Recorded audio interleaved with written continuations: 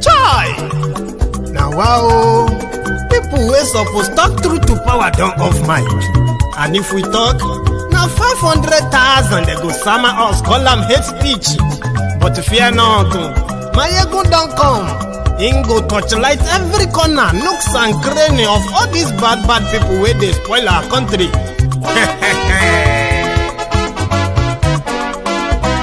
So my people make we loud, oh yo yo. Maiyegun don't come, oh yo yo. My people make we shout, oh yo yo. Maiyegun don't come, oh yo yo. Maiyegun don't come, man of the masses, oh yo yo. Maiyegun don't come, oh yo yo. Maiyegun diary Politico, oh yo yo. Maiyegun don't come, oh yo yo. This one not the off in mind, oh yo yo. Maiyegun don't come, oh yo yo. Can in the touchlight every corner, oh yo yo. Maiyegun don't come, oh yo yo. Okay, some people be they holla say they want the power. Chai, them be promise us say we go get light and power. Them hustle sote they can't get the power. But now they know they do anything with the power. Every day, dollar just they get the higher power over naira. See them talk say make we off mind, but thank God say Maiyegun don't come. So my people make you loud, oh yo yo. Maiyegun don't come, oh yo yo. My people make we shout, oh yo yo. Maiyegun don't come, oh yo yo. Maiyegun don't come, man of the masses, oh yo yo. Maiyegun don't come, oh yo yo. Maiyegun diary Politico, oh yo yo. Maiyegun don't come, oh yo yo. This one not they off in mind, oh yo yo.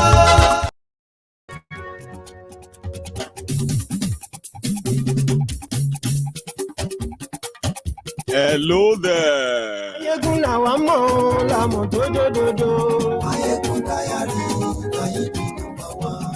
Good morning to you, good afternoon to you, and good evening to you from wherever you are watching from. This is Maiyegun live. Maiyegun ti dé o, ọ̀rẹ́ ara ìlú. Maiyegun diary, Lórí Facebook, lórí YouTube. Maiyegun diary, Gbogbo bó ṣe ń lọ ni Maiyegun já wa sí. Maiyegun diary, Àṣírí ọ̀jẹ̀lú kì í bò. Share the broadcast, invite your friends, invite your not so friendly friends, and tell them that Maiyegun ti dé. Maiyegun diary, Ó sì tún ṣe eré wàá gbọ́ níbẹ̀ o. Maiyegun diary, We all know that there is no shame. There is no shame in the dictionary of the Buharidins, the Buharididirins, the Buharidinotus, the Buharidijatus, the Buharishukus, the Ungoziaris, the Unekaharis, the obedient fools, the sophisticated morons, and the humbled slaves of this world. Not even their Abrodian uncles and aunties, the Mumumadus, the Bele lecturers, and then the Mumu lecturers of this world. When you put all of them in the same basket, we call them the clan of Sai barbarians. But right before our very eyes, it is them, they are those metamorphosing into the bad idiots. But sometimes, even though they have no shame, that won't stop us from reminding them. Because this shamelessness don't go international. Tell them.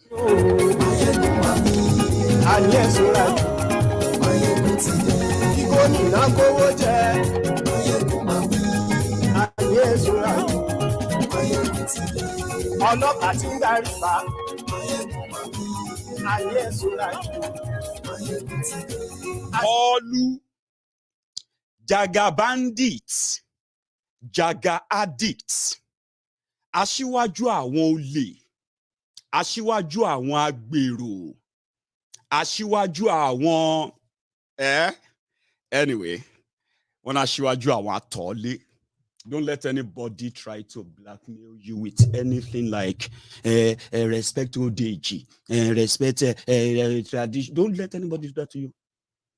Don't let anybody, any eleno nyomo, one weary rascal or weary anywhere. Don't let them try to blackmail you with religion or tribal. Now, waiting you see, make you judge you. Bokwari of 2015, is far better than this Tinubu. This kind of packaging I never see them before. I told you that they have a strategy. That strategy is called basement campaign strategy. They will not let Tinubu go anywhere outside the people that are going to be, all the carers who are going to be like taking care of him, patching him here and there. They won't let him because that is going to be who. But I don't know. Like I said, I did a program yesterday and I said, I am personally suspecting that somehow, the people around Tinubu are intentionally setting him up for dragging. They said they won't go to any of the presidential meeting, whatever, organized in Nigeria. They now brought him to the UK. Chatham House be like your Kegata, like if you go to shrine, for Fela Shrine. Say Fela Shrine for Lagos, For those who have been there, many people got their political orientation from Fela Shrine. So many people got their, what do they call the cutting your teeth in knowing the rots called the system in Nigeria. Some people got that revolutionary spirit or whatever it is just for going to Fela Shrine. Some people got their own connections, Politico, this or that from that same shrine. Yes, I'm saying the truth. Chatham House in London, no. Are you with me? It be like another beer parlor, but elite parlor. Something where we say, neocolonist, pre-colony, and all those things, Nigeria still pay obedience to their former colonial master. Because if you see the Chatham House here, it be like joint where all of us we just meet, they talk, they blab. But somehow, over the years, that center has managed to attract politicians, businessmen, women, all over the world to come and, speak.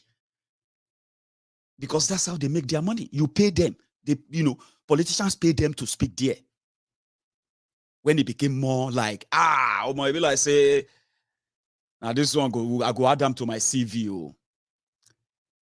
But when they brought Bokwari here, they gave him a piece of paper, like Tinubu, and he was reading. When he was done, he sat, and people started asking him questions. Bokwari stood up. At some point, he sat. He was answering questions, even though it was just all blab. I will show you some of them today. But if you see what the messed, for those who haven't seen it to me, I will show you everything tonight, part by part. Kolu was reading what they wrote for him. Some of you were so shocked when you are watching it. Is it Kolu that is talking like this? He's looking better. How come? I say, Baba, no rush yourself. Normal. I saw the package president and the rest like that. Sure you get. So, for somebody like Kolu, teleprompter was able to do the job. And not just that the teleprompter did the job. He himself was so coordinated the first 15 minutes, although people picked one or two things as usual. But when he now got to the stage when, make una start asking questions. Now so Kolu changed the rule. They started picking, it better make I show you. First, when the whole drama started, outside the Chatham, what do you call it? Say they call them again. Chatham, Abi Chatham. Chatham House, Abi Chatham. Outside the Chatham House, the Abrodian Lagos Abobakus, Abrodian Mumumadus, Bele lecturers, Mumu lecturers, the ones that told you about change in 2015, they are still in London collecting their Owo Baba and living off the system, some of them. Those who are not, they are those who are Brodian uncle who prefer you to remain that person who always who always run around for them when they come to Nigeria. You wash their car, you become their nanny, the nanny for their children and the rest. But they are not coming to Nigeria because they know in many of them, if they should try to go back to Nigeria, they won't last 6 months. Some of them would not last 2 years before they will be gone or dead. They know it. But they are abroad. And they are like the first set of people to welcome a call to short family.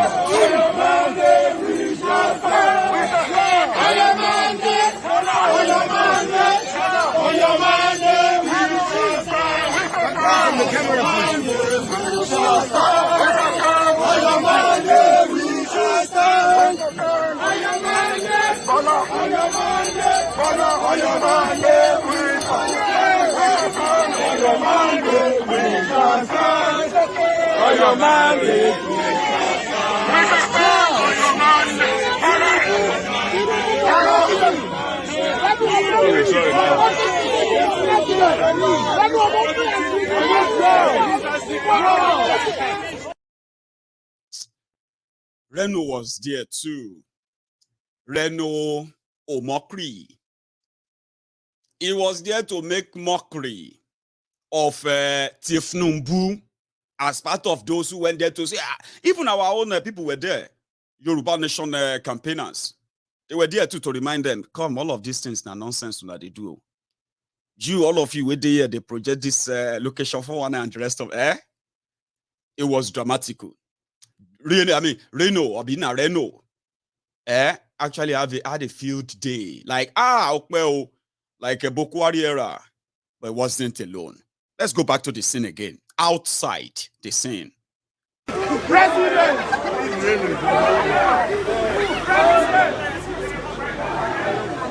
So this is the Tinubu group here.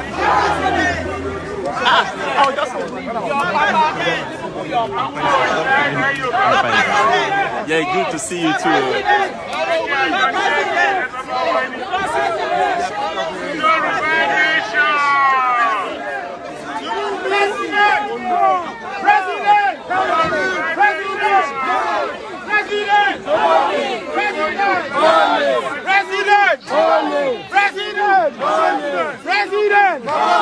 President! Tinubu! Tinubu! Exactly what is your problem? Tinubu!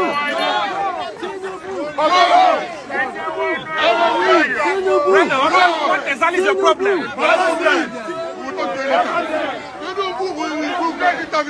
You see, when you guys are not saying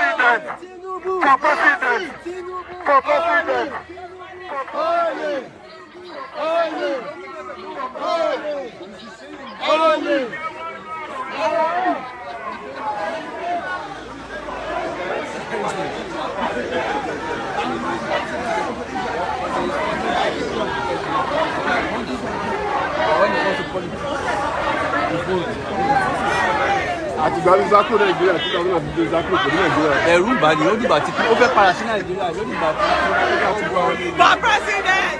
For president! For president! For president! For president!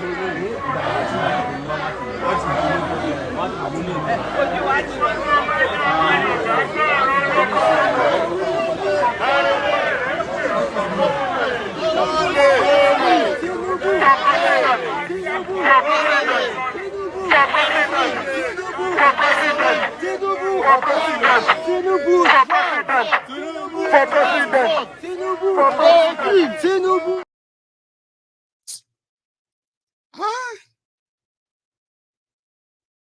See all your uncles and aunties. And hear those who are talking about Reno, the Reno or mockery, ran away from Nigeria since 2015.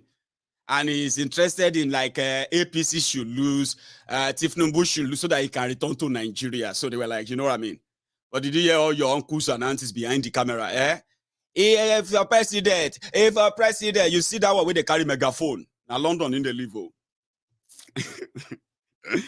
But you see them, they are called PDAPC. PDAPC. So that's the. Well, let's go inside. For some of you who have seen this, right? I am going to be making them in parts, okay? So the first 5-6 minutes, right? Where Tinubu was sounding like almost see new Tinubu. Oya gbefun Jagaba. Wait, let me see if I can get this on for us. Again, to share my thought with this distinguished audience. The last time I was here in 2011, it was to share my view on the nascent formation of a Nigerian mega opposition party, the All Progressive Congress, APC. The party went on to win an historic victory against the ruling PDP in February 2015. It has been in office for almost 8 years. Over the years, Chatham House has carved a niche for itself and built a reputation as a globally admired, respected platform for intellectual engagement on different issues of contemporary interest to people around the world. Excellencies, distinguished ladies and gentlemen, it is time again for Nigeria to go to the polls to elect the next set of leaders.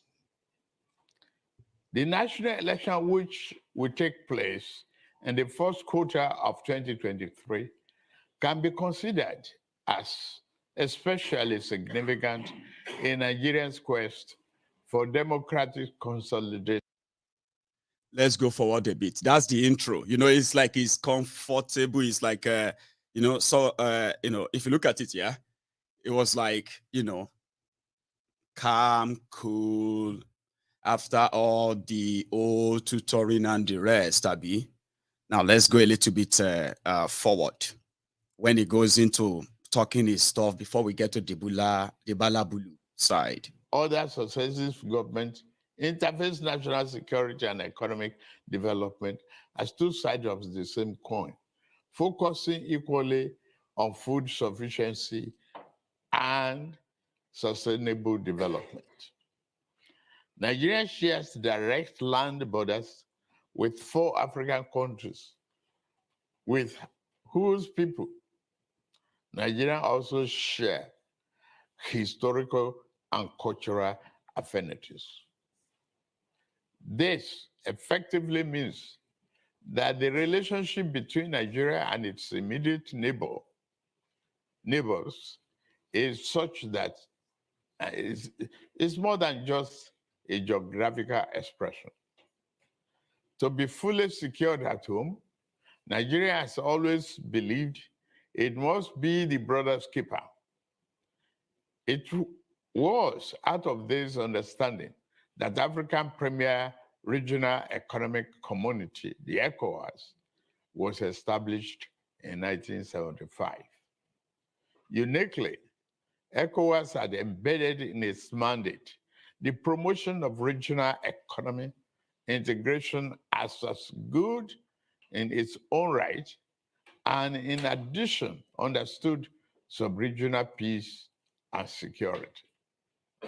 I am convinced, as I am sure of most of us are, that the broad principle that enabled successive Nigerian government to interface development and security and established an organic link between the national security and economic development with regional peace and prosperity is both impeccable and remains relevant.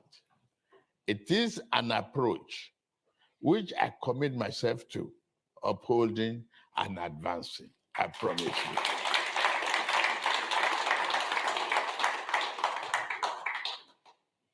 The challenges which have manifested themselves with regard to our national and regional development and security trajectories are very well known to all of us here. Radical extremist violence, terrorism, banditry, kidnapping, human trafficking, trafficking in weapons, trafficking in drugs, climate change, resource-driven conflicts, etc., etc.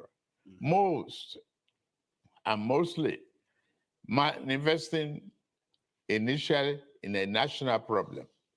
These challenges evolved over time into transborder and multinational challenges. As a people, we are still counting the cost of cool, calm, collected. Abby? Yes. These were the first 10, 15, 20 minutes when he was reading his supposed prepared speech. Like he prepared speech to go and present to the Oyinbo and everyone that is inside, Abby, which means he knows what he's talking about. All those things he's reading there, there's a teleprompter in front of him, right? You know, this new one they use. I'll show you the picture. But that's him, Abby. Now, let me show you something. This man. Even basic thing to survive. So I think an APC government has done a lot of studies, and our manifesto has consciously looked at this, and we will try as much as possible to make sure that infrastructure led by power, the social services led by education and health, as rapidly as possible given to the people. And that is our promise, and we have got it into our manifesto, and we will keep our promise intact. Attack on Boko Haram against the North. I think this is very, very uninformed opinion. Out of those 13,000 casualties, I believe 12,000 are Northerners. So how can Northerners feel that attack on Boko Haram is attack on them? The schools that were vandalized, the children that were killed, even the Chobok gas, over 220 of them that have been missing for 10 months are all Northerners. Most of them are Northerners. So I think one has to examine one's, I think, reason for believing or disbelieving allegations against part of the country, any part of the country. It's just. So that's Bokwari in 2015, February 2015. Right? So did you see the level of that's Bokwari answering question? No, that's not even like open speech. Oh. So could you, okay, I'm going to go back to Kolu just for a sec. Changes which different and armed criminals groups are posing to Nigeria and regional development. We know thousands of lives have been lost and continue to be wasted. We know that various infrastructure assets built at a huge cost have been destroyed in deliberate act of reckless vandalism. We see the thousands of people who have been internally displaced at home or forced into refugee camps abroad. With farming activities disrupted, we have seen shortages of food items and food price inflation that are further undermining human security. I can go on and on in enumerating the costs that have been saying the stealing of the crude of about 400,000 barrels a day. The people from Maiduguri or Sokoto are responsible for it. Most of them, they have never seen the sea. So it's just this type of thing. No, I assure you that people generally in the north are fighting the Boko Haram in their own way by passing intelligence to the law enforcement agents about their movements and so on. They are doing their best to fight Boko Haram because they are the biggest casualties. Thank you very much. Thank you. Let's take a second batch of questions. If we could start over here on the far left with the gentleman in the third. Are still being inflicted on mass of the people by the crisis of insecurity.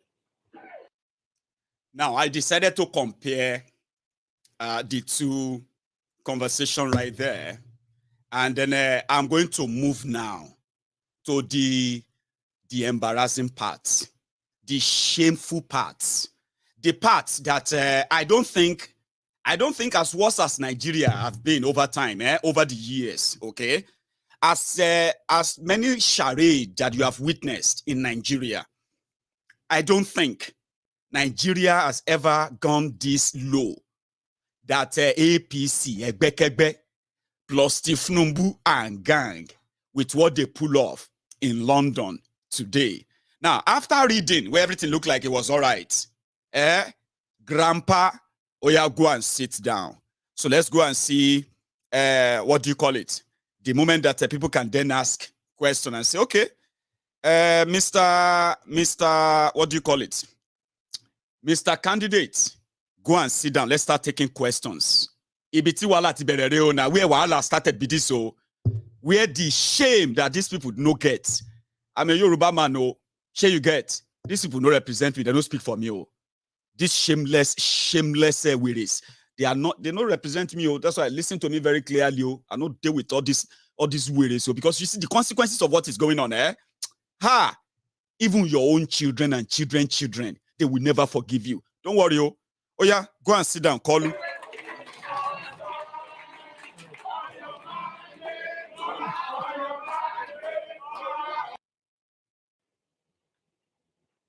As part of the global community,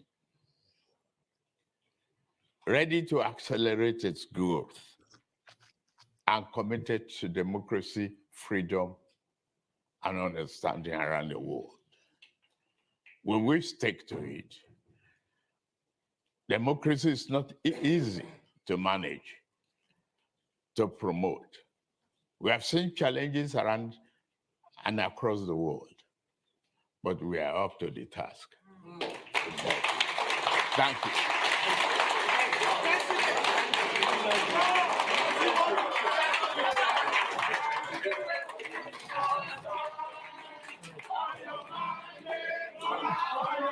Wala go start now. Question time. Please. We can sit down.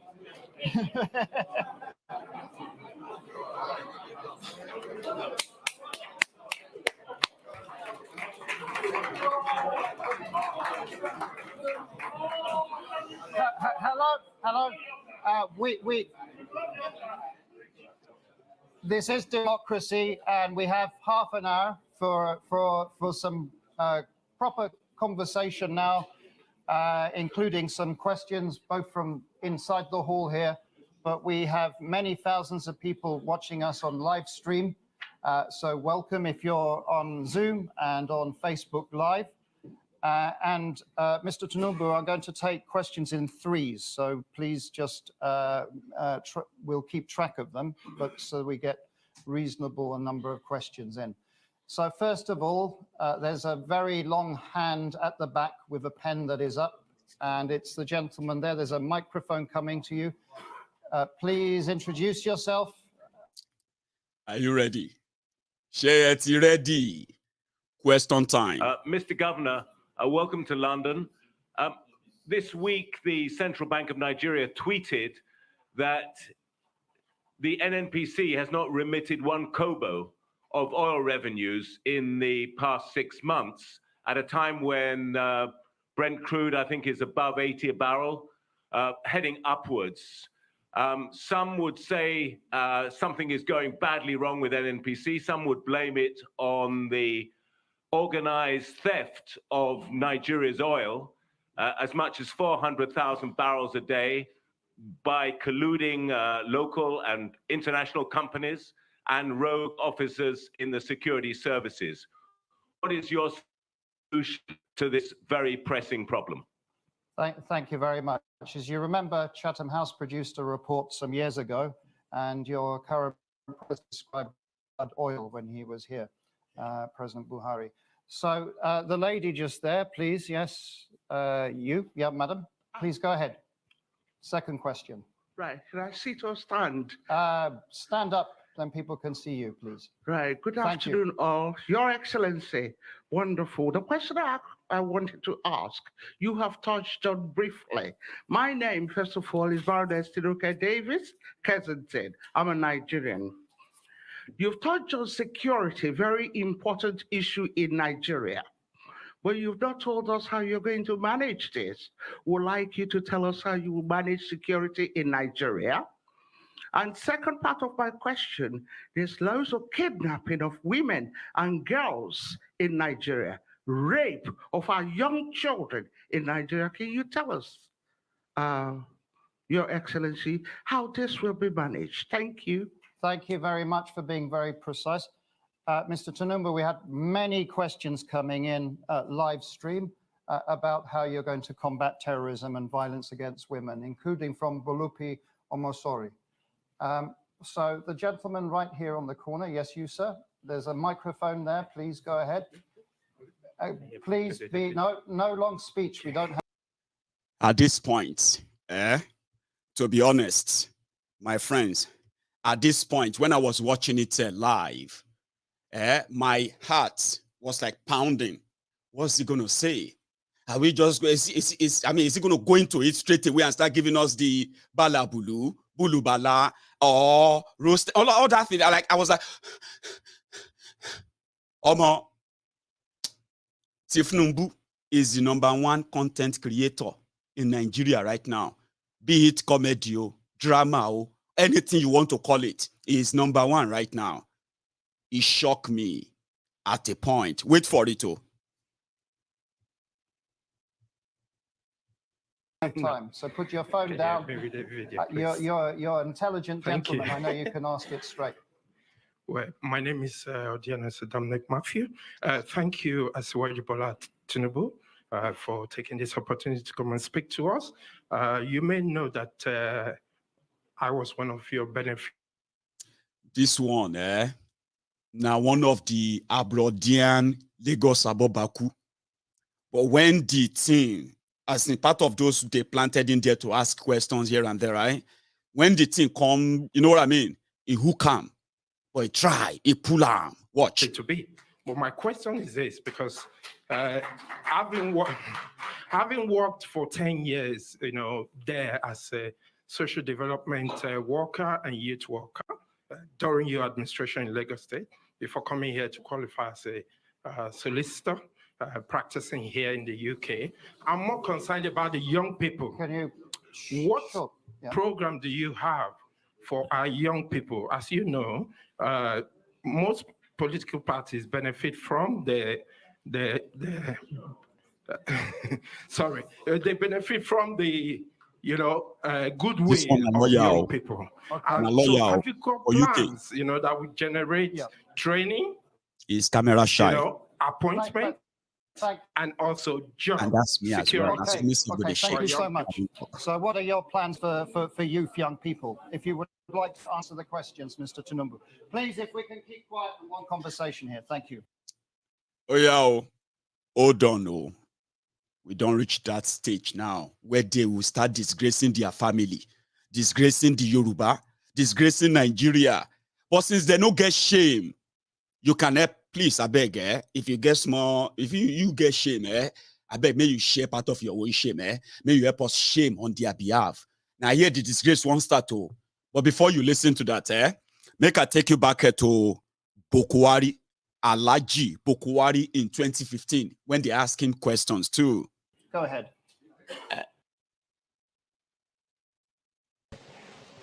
Hi, my name is Cliff Stafford from BNP Paribas. What will be your number 3 priorities in terms of top 3 priorities in terms of attracting foreign investment, be it in oil, gas, power, etc.? Thank you. Right at the back. Sorry, I'm not clear about it. Foreign investment, 3 priorities. What will be your top 3 priorities in terms of attracting foreign investment to Nigeria, be it in oil and gas or power or any other sector? Gentleman at the back waving 2 hands. Thank you very much. My name is Aminu Isiaku. I'm a doctorate degree student at the University of Portsmouth. General Sir, you are very known to fight corruption, and that's the problem with that by some Nigerians is that when you take office, you are going to start investigating each and every political office holder from 1960 till date. So how will you clear the minds of such Nigerians, the way you are going to fight Boko Haram when you take office? Thank you very much. Thank you very much. Let's go into the middle here. This gentleman right in the middle who's standing up now. Your question, if you would. Thank you, General Buhari. I'm Abdurrafu Mustafa from the University of Oxford. I think one thing we can say about Nigeria today that it's never been as divided against itself as it is today. Sometimes deliberate policy by those who should know better.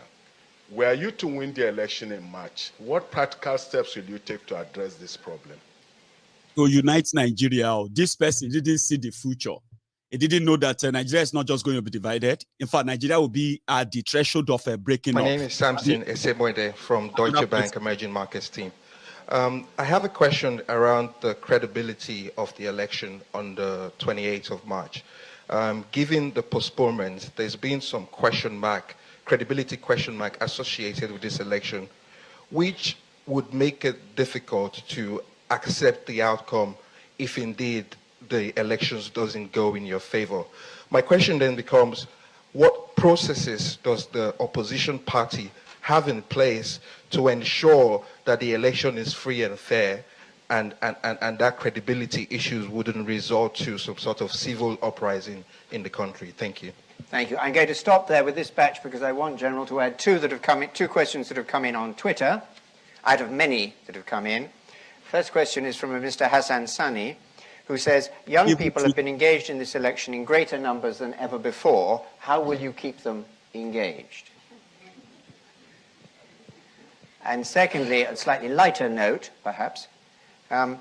Olabisi says, what will you do, sir, about the high salaries paid to members of the National Assembly?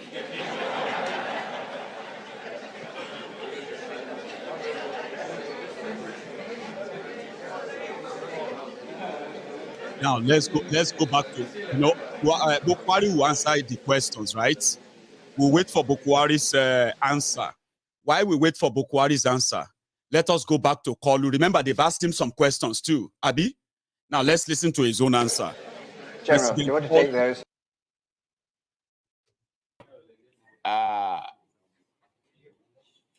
Once, I demonstrate here. one of those philosophers I wanted slang that I believe family low accent. is he was using accent. Unbreakable team. To demonstrate that, I will choose the first question, assign it to Dele Alake. Okay. And the second question. Dele Alake is former commissioner of information in Lagos State. Dele Alake has been living in London now, at least for almost a year. Dele Alake suffered stroke in Nigeria. So they flew him they flew him down to London, and he's been using the NHS in London for almost a year now. From his own recovery room, they put a jacket and then a scarf on top of Dele Alake to come and answer question on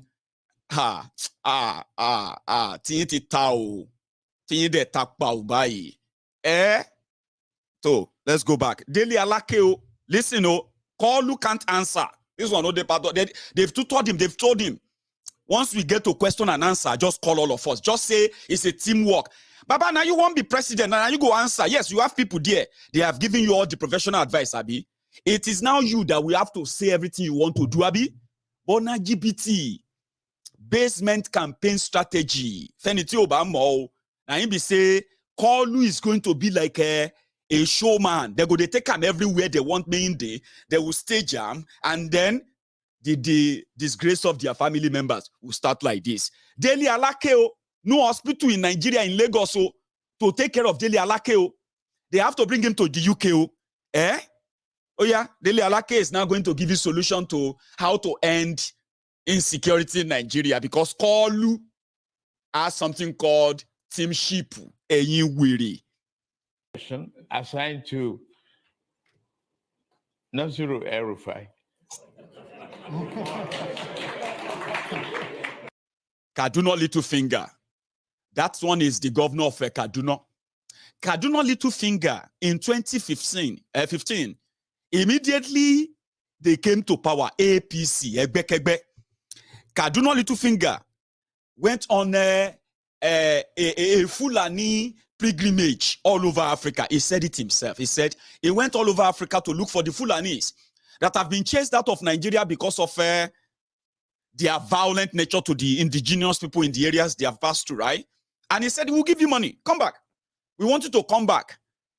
Today, thousands, tens of thousands of people have been killed in southern Kaduna. Paramount ruler, royal father, communities have been renamed. Emirs have been appointed in areas that used to be non-Muslim dominated areas of southern Kaduna. Now, the Kaduna Littlefinger is in the team of Kolu to come and talk about security. Anything to say? And third question assigned to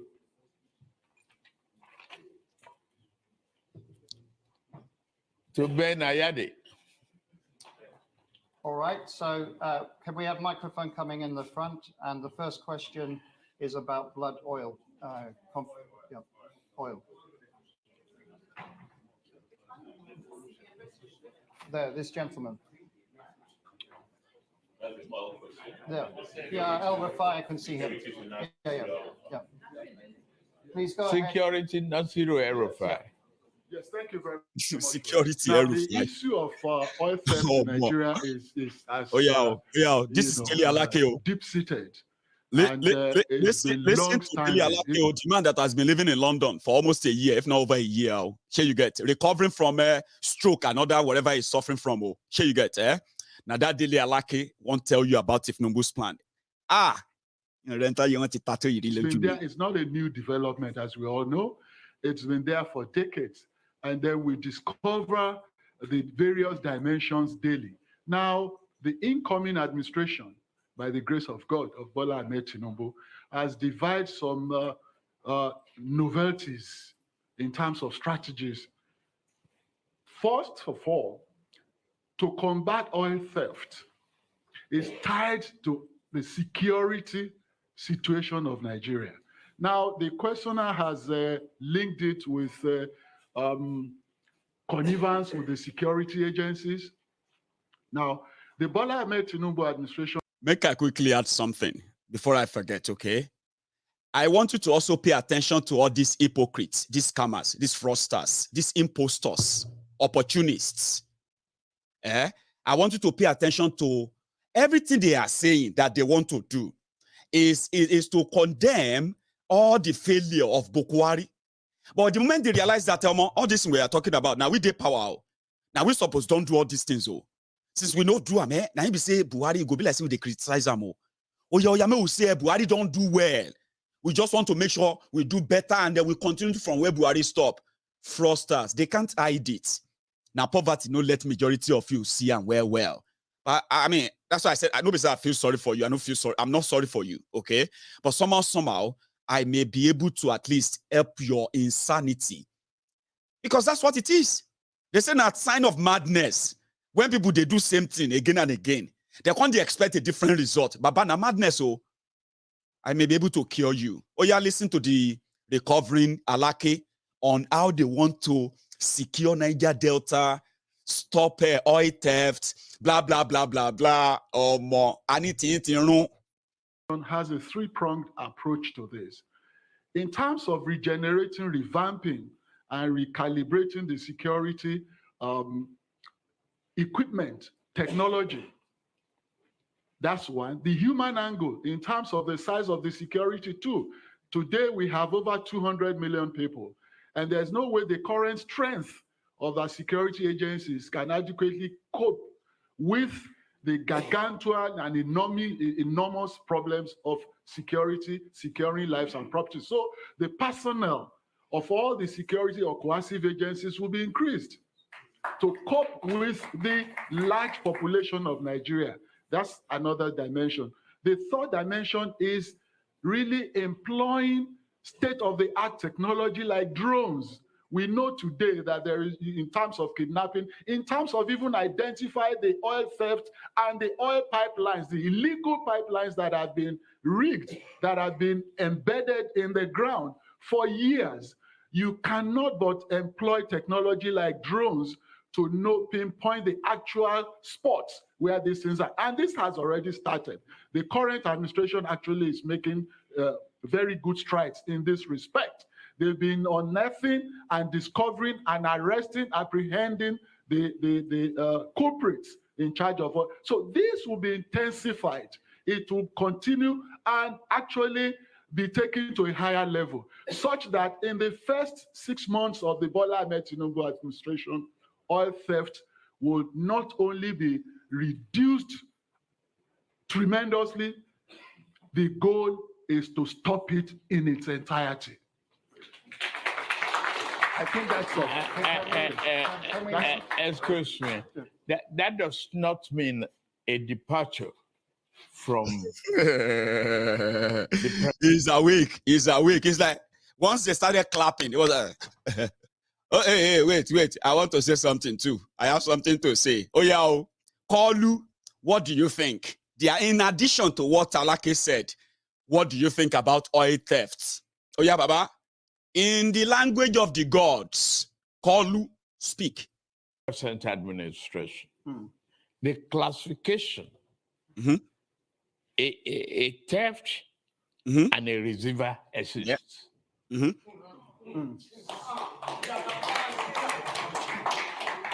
So you have to classify the receiver as taking blood money. Blood money.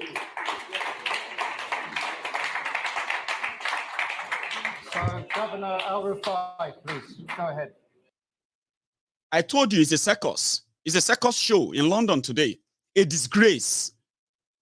Oh yeah, El-Rufai, what is your own solution for insecurity? Since like I said, we have to go and buy drone to see the pipelines that they have buried in the ground for years to monitor them. And they clapped for him. Oh yeah, El-Rufai, in your own case, what would it be? Your Excellencies, my friend, Mr. Alex Vines, ladies and gentlemen. Security has been a big issue in Nigeria in the last few years, and that has affected not only rural economies, but agricultural production, commerce, and everything else. The Bola Tinubu administration will address these challenges or whatever remains of it after the efforts of this administration in at least 3 ways. First, policing. Nigeria has about 300,000 policemen for a population of over 200 million. We need at least twice that number. That will be achieved by amending the constitution so that policing now we are talking about constitution at federal, state, and even at community levels.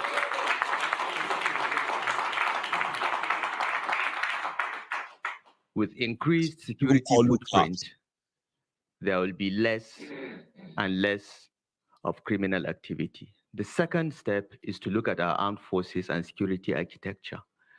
Nigerian armed forces are not more than 200,000 in size, the Army, Navy, the Air Force. While some countries are even looking at a space military, we are struggling with just less than 200,000 members of the armed forces for a country with a population of 200 million plus. The numbers, the equipment, the skills, and the training of the armed forces will be scaled up, will be increased rapidly to meet the asymmetric nature of the security challenges that we face. Because today, the armed forces... We work with you to build a Nigeria that... Doctrine, the training, the numbers must change. And the Bola Tinubu administration already has a blueprint which is embedded in our action plan. We work with you to build a Nigeria that is not corrupt. I bring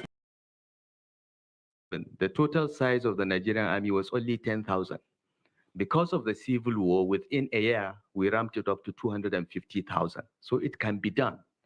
And what we are facing in Nigeria today, banditry, terrorism, separatism, and oil theft requires a new approach towards security, enhancing the numbers, providing enhanced technology, and collaborating with the rest of the world to ensure that our country is not only internally safe, but not a threat to our neighbors. Thirdly, the issue of proliferation of small arms.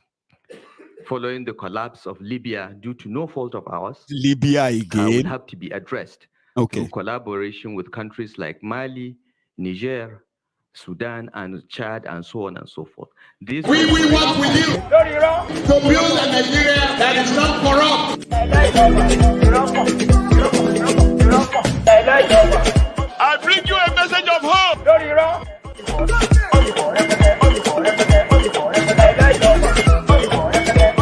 We are going to spend a lot of resources on education. From Mariam Haruna. So, Mr. Tinubu, maybe you'd like to answer that question. I would love to do so. Youths are part of today, but they are the greatest asset for tomorrow.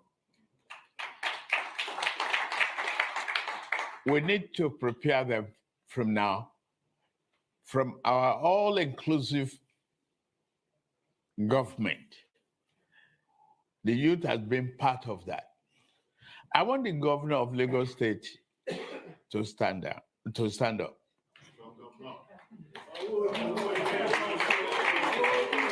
Yes. Daddy, it's a youth.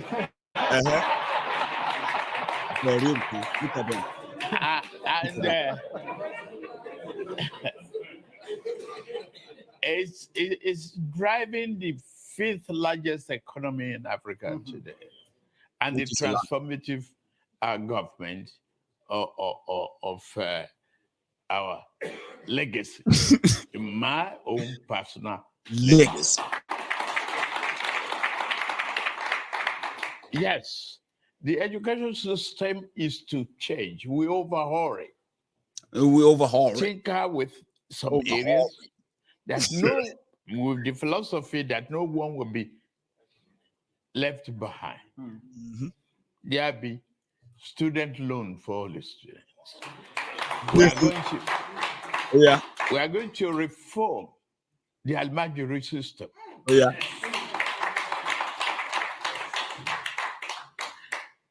We are equally going to build additional schools and recruit more teachers and train them well. And they teach them the opportunity to govern. Give them that opportunity. Technology hubs, and so on and so forth. Will be established that youth can even develop. They can even develop technology languages on their own and make a better 21st century approach to governance in Nigeria.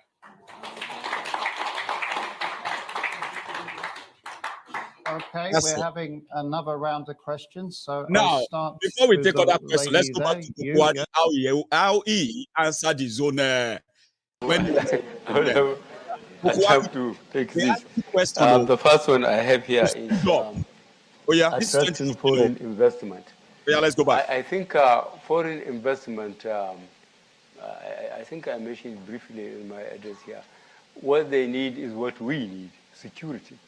Nobody will take his resources in an environment that is insecure. So that is why security is one of our first priorities, to make sure we secure the country and then we efficiently manage it. That efficient management is getting jobs and stopping corruption and so on. So really attracting foreign investment is to persuade the investors world over that Nigeria once more is forced to cooperate with them by securing the country and participating as much as possible to make them recoup their investment, because it's not a question of having a free ride. They don't invest just for humanitarian reasons, let me put it that way. They want to invest so that they can recover their capitals and make some profit. That's what sustains the world economy. So we have to think very quickly and put in place assurances and improve the system so that the environment is made suitable for investment. Corruption investigations. I have tried to win or earn the confidence of those who are scared of me because of previous antecedents. I have managed to visit 35 of the 36 states, and I have held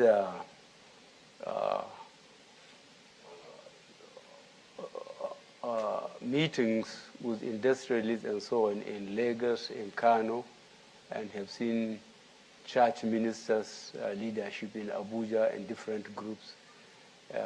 And whatever I do at the meeting, I made sure, I said, when I get there, I will draw a line. What is with the judiciary will encourage the judiciary to quickly deal with it. But if we insist on looking backwards, as you are suggesting that from 1960 upwards, then we'd have nothing to do and we may fail to achieve anything. While we have our manifesto, whatever we do, we have to try to see that the promises we have made and put in writing, we meet them. So, this is answering questions. We have said, from the day we are sworn in, those who are responsible for public funds and properties should work according to the law, because there is no ministry you go in Nigeria or parastatal where there are no financial instructions and administrative instructions. It's a question of just ignoring the regulation on the ground. I think Nigerians they have the capacity for making about 10, 160 degrees. And I am hoping that Nigerians will become accountable wherever they are. Nigeria divided against itself. I haven't appreciated the full import of that question. We have a problem as a people. Some of you are watching Buhari right now. If you are following my statements, and this one and that.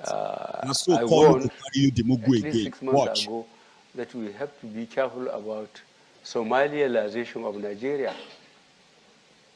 We are a group of nationalities. Let's put it that way, the way some people want you to put it. We are so many different people, culturally, religiously, different backgrounds. We happen to come together, courtesy of the British in 1914. And we find it very difficult to separate now because there is so much intermarriage and that we have become so interdependent. And our constitution has been very deliberate in, I think, respecting our sensitivities as a people. And the freedom given in that constitution is a guarantee that we will certainly manage our differences among ourselves.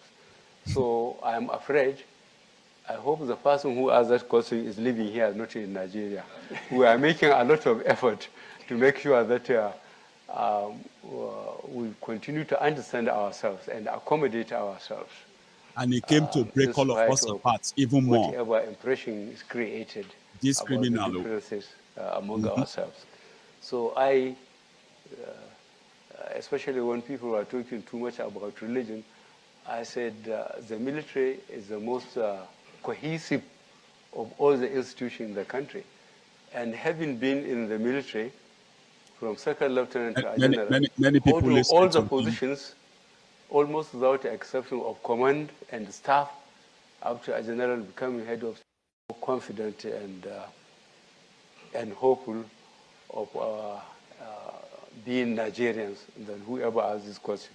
You still insist on making. No, let's go back. So let me continue. Credibility of election, 28th of March. Tell us who you are and keep your... No, it's the lady behind you. I'm so sorry. My name is Boboloma Mariam Adewale, Nigerian in diaspora of over 40 years. I know we have remittances over 30 billion remitted to Nigeria from worldwide every year. And I do appreciate that the leaders, they do come every electoral cycle to speak to us in diaspora, but we can't vote. Is there any plans you have, sir, with regards to diaspora voting? Thank you so much. Good question. So the lady just here, you, madam, yes. Please go ahead. Yes, this lady. Yeah. Hello. Louise Doas from AFP News Agency. I cover Nigeria. I'm based in Abuja. Yeah. I have two quick questions. No, one, please. One? Okay. Yeah. Okay, well, my question is, what exact steps will you take in your first year in administration to reduce unemployment rate, and in which sectors will you create jobs? Okay, so that's the second question on reducing employment. And the gentleman just there, we will be coming back another round. Yes, you, sir. Go ahead. Excellency John Cookson, Arise News. You spent a long time today talking about the problems that Nigeria has, but you've been an integral part of the government for the last 2 terms. Why should people vote for you? Why are you a fit and proper person to be president? Thank you very much. So the question was, you've served 2 terms in this government. So why should you be now elected as president? You've done your time in government. And then we have the question on remittances stroke, how can the diaspora vote? And then the question from Agence France Presse on how you're going to get employment up, how you're going to get economic growth. Those are the 3 questions. Well, the same method. We call on Wale Edun to answer First question, is it? Yes, first question. Why diaspora can't vote? Can we have a microphone, please, coming here? Like, is this even real? Like, Chatham House is just doing their own job. I mean, what they pay them for. I be waiting with this. Eh? That's a question for the gentleman. Now, see the confusion now. There's confusion now. Okay. Yeah. Oh, okay. For him to answer. Okay. Well, Yeah, they no stand up. Yeah. See confusion. No, but Confusion. Let's just have. Man, it's a constitutional matter. But please, let's let Mr. Tinubu. He's the main okay. speaker. I think it was Herufai last night that mentioned that diaspora voters are entitled to voting. If you make contribution to the economy with remittances that you have been making, your right to vote should not be abrogated, but promoted. However, we are still building confidence in our democratic and voting system. INEC is still yet to assure us during this election. That is dementia. Tinubu said INEC is yet to inform them or assure them that they will be able to transmit election or transfer election electronically. But they have already done something they call beavers. It doesn't need internet. It doesn't need all this. Even if you are in an area where there's no electricity or no, no internet, you will still be able to transfer the result. But on the international stage, Baba dementia, Jagamentia, I mean, what we go call them, Jaga bandits. It's just like, hey, we cannot try. He's not living in present, never. Go on. Electronic transmission, the technology being used for accreditation, and total vote count is reliable, dependable, and assuring in our democratic process. Is going into Before we introduce the complicated elements of mailing ballots and so on. So they have to quickly clap to my top, yeah? So Go on. my message is this conversation will be continued on 17th of January. We have Professor Yakubu here from INEC. Please come back and have a discussion with him. Second question, the one on economic growth and reducing unemployment. Please, sir, the microphone is just there for you. Thank you. Good afternoon. As our presidential candidate said in his speech, his aim is to increase economic growth. He talked about getting at least 7% growth because that in 10 years will help to double GDP growth. And the key to his policy for increasing economic growth, achieving rapid growth, is to enable the private sector to make the investments that will increase productivity, grow the economy, create the jobs, and reduce poverty. That's the trajectory.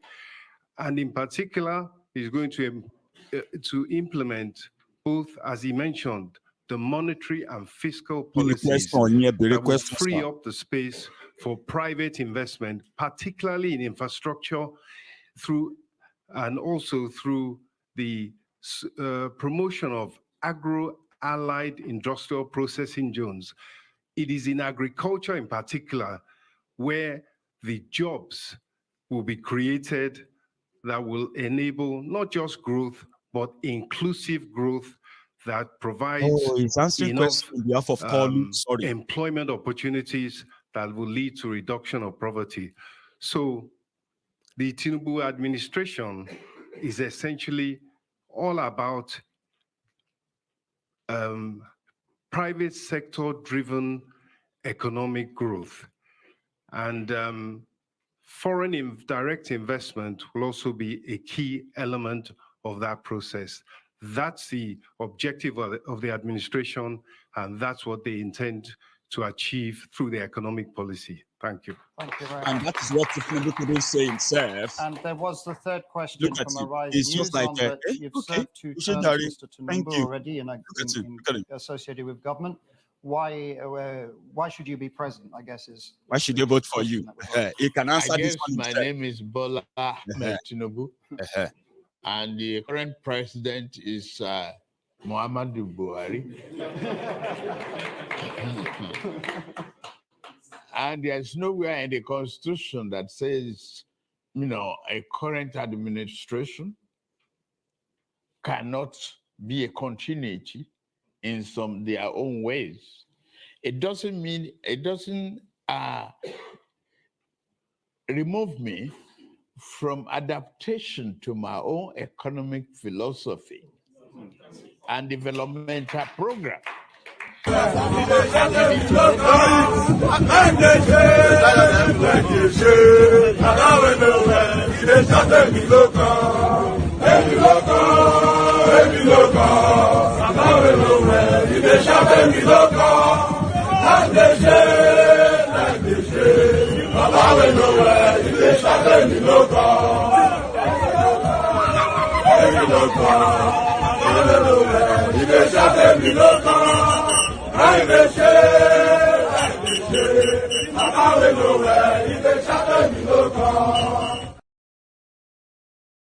The federal government, and before we took over the reign of the regime, vision, courage, and can-do attitude of an individual is self-given. The spirit of the individual. And I believe I've earned that throughout the country.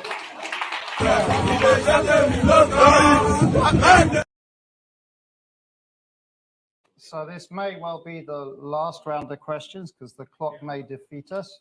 Are you comparing? You're not just sitting there laughing The and laughing gentleman and right at laughing. the I back want there, you you, to sir? see Yes. what they are packaging in 2022. First question. And you who care about the future My of name your is own children, Ayo. I Abi, lead a social will come back justice here. charity We'll here in quickly the go back UK. to Bukwari I want to of ask, in 2015. Another 2018, shot. What we have firstly is our manifesto. Let Nigerians see what we are promising them. And I believe they will respect it. And then we are screaming to high heavens. And we are very impressed with our success so far, how the United States and Europe is openly backing us as far as having free and fair elections is concerned. We are very grateful to the Americans and to the Europeans, especially the British, that they are on the government on daily basis, literally, telling them that they must not do anything against the Nigerian constitution. And that's what we need. That's the bottom line. So if we don't, if you are not worth anything back at home, I think they have tremendous respect for the British and the Americans for a lot of reasons, which I wouldn't like to mention here. So I think they will listen to them and they will allow us to have free and fair elections. How can you engage your people? Young people. Oh, young people, that's right, young people. Well, I think wherever I go, I mentioned it. More You than wrote down the 60%, of the Nigerian population are considered to be youth. And most of them are unemployed. And that's the trouble we are in.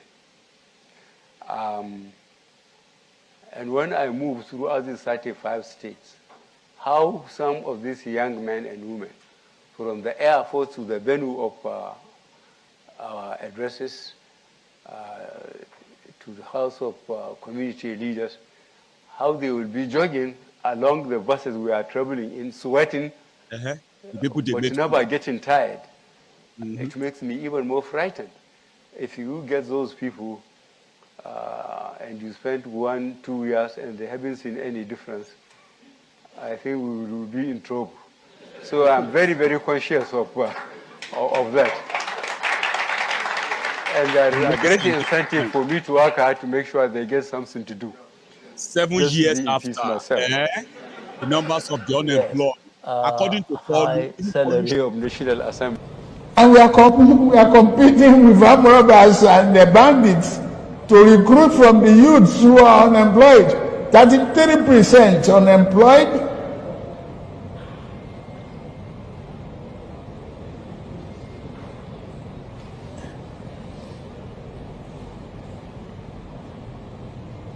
Recruit 50 million youths into the army and the other thing. Take away from their recruitment source. What they will eat? Cassava, àgbàdo, corn in the morning, yam in the afternoon. It's growing here. You create demand and consumption.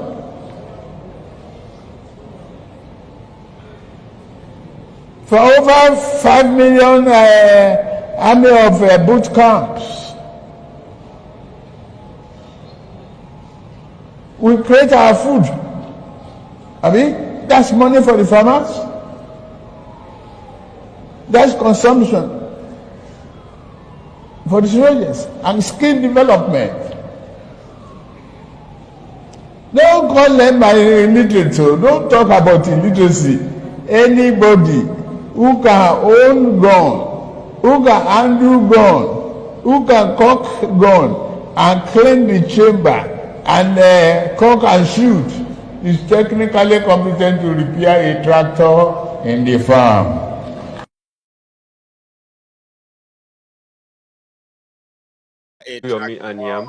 I'm a leader. Now, 7 years after Bokwari made this statement, in that same Chatham House, Chatham House, London, 7 years ago, or I've been 7 years ago, Kalu is there. He is not even answering himself now. He's delegating to everybody. Now, if you are watching me on YouTube, we were almost at 2,000 of us earlier. And then, you can, you haven't dropped your own offering. So what you need to do is to take a moment, like this broadcast, okay? We have just about 300 of us who have actually done that. You can do that before we continue or while we continue, okay? Take a moment. Leave the comment, that comment chat room. Leave the comment, then go on and tap a like. And let's see how many of us are actually here listening to me tonight. Let's go back to London, 2022, when Kalu had a chance of telling you what he is going to do, how he's going to do it, but rather he gave you the world best embarrassing, or let me say embarrassing, the world best embarrassment. But shame no go let una we be Lagos Abobakus see what is done to you. But who cares? Even if you no go care, your children need to know.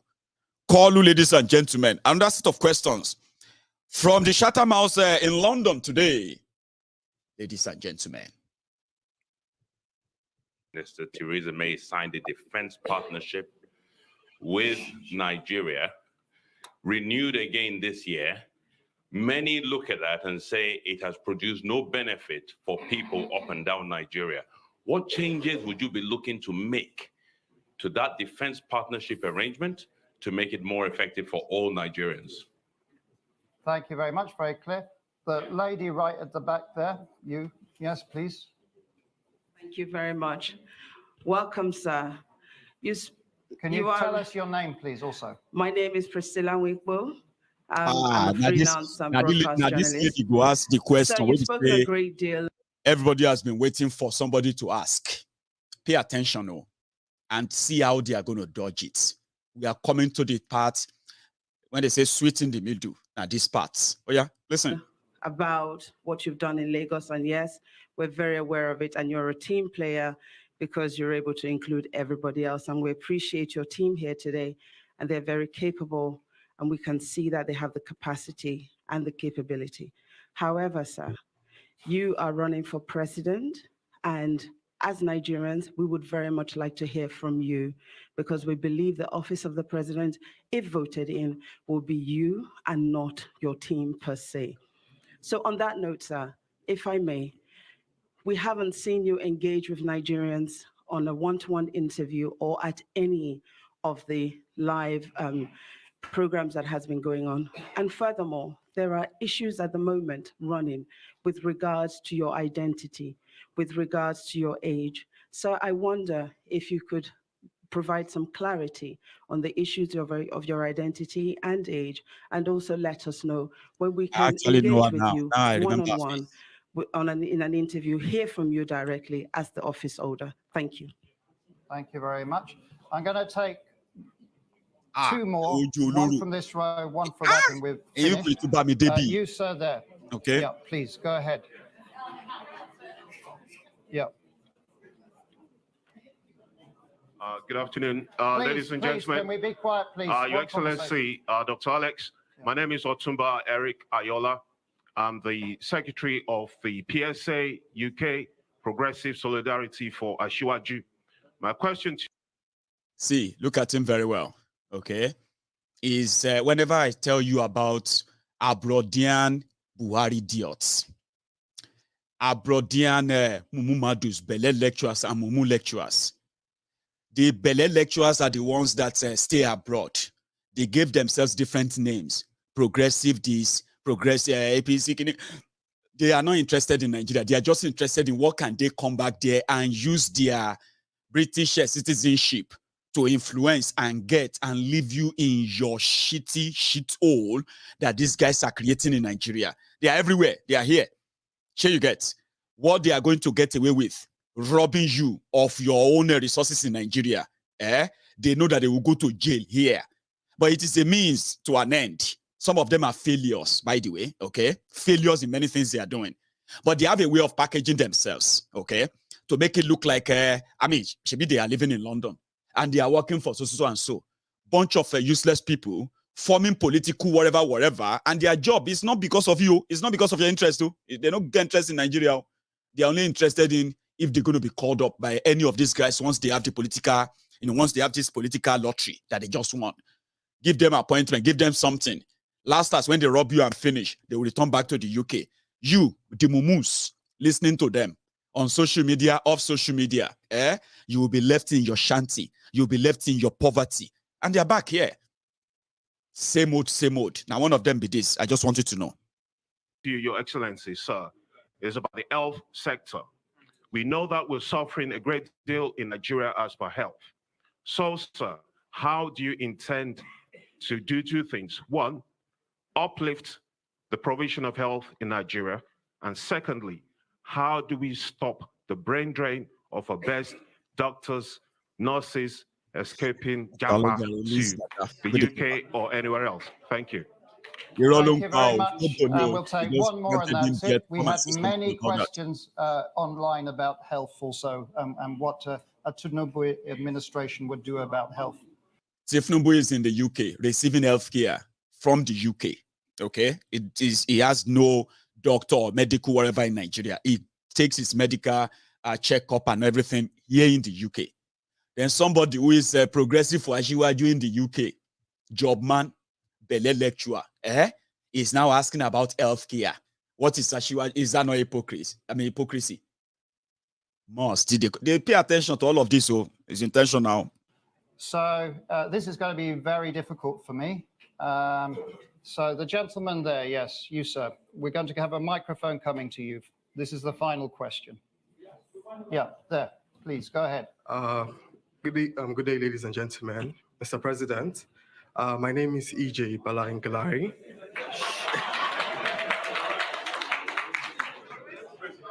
Please. Mr. President, my name is EJ Balangalari, a member of the APC from Adamawa State. Your two opponents, Alhaji Atiku Abubakar, has prided himself as a unifier, but has failed to unify his party. And the other one, I will not mention his name, is running his campaign on religion. After May 29th, how do you intend to unify Nigeria, and what should we expect your cabinet to look like? Thank you very much.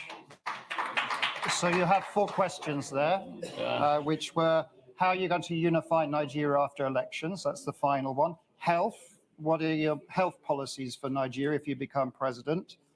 The other one was the lady, I forget your name. Priscilla asked about, are you going to do one-to-ones? And also there's speculation about a number of issues around yourself. I guess I've read on the internet about health and various things. People are asking questions. And then there was the final question about that the UK-Nigeria defense partnership doesn't seem to have delivered. What would you like to see a bilateral defense arrangement with the United Kingdom? How could it help Nigeria? Wait for Those are the him. questions. He's going to call his Okay, spokesperson again. I will still want to adopt some of the method I did to show the team and the capacity that we have. The woman leader for APC can answer the question on the health, I believe. That personal question, I will leave it to the last contribution. Okay, so Priscilla, you'll get answered last of all. Yeah. Please go ahead. And Go ahead, please, on health. Let's move ahead. And then we'll call on the Speaker of the House of Representatives, Gbajabiamila. That one will start talking nonsense now, okay? Gbajabiamila will start talking nonsense now. You see this one, this lady, now the women leader for APC be this one. This one too will begin to talk now, like Maiyegun will talk if I want to impress you. Oh, we need to, right? And then when you try to remind her, I say, but now did that, now APC did there right now.